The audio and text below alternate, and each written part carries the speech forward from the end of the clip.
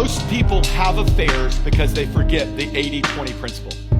80-20 principle. You're gonna marry someone that has 80% of everything that you love. And by the way, that 80% when love is high feels like 100%. Like it does. What is it? The Bible tells us love covers a multitude of sins. You don't care about the socks on the floor when love is high.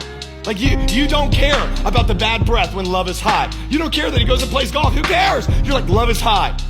But when there's a struggle, when there's a rift, when there's not that intimacy there, what happens is that 80% is overlooked and all you're looking at now is the 20% that they don't have. And then some guy or some girl comes along and guess what? They have none of the 80%, but they've got that 20%.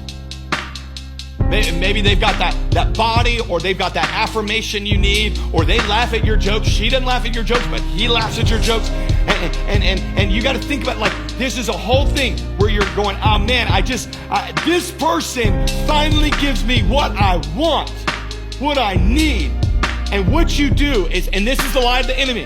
The lie of the enemy is he gets you to give up the 80% for the 20% that person can offer. What ends up happening is you end up wrecking your life in that 80% that God has given you, and the kids that God's given you, and the integrity and the blessings and the joy that God's given you in that 80% for that 20%. And then you go and because you wrecked all of this, you go and lean into that 20% and you realize that 20% is about all that she or he has to offer.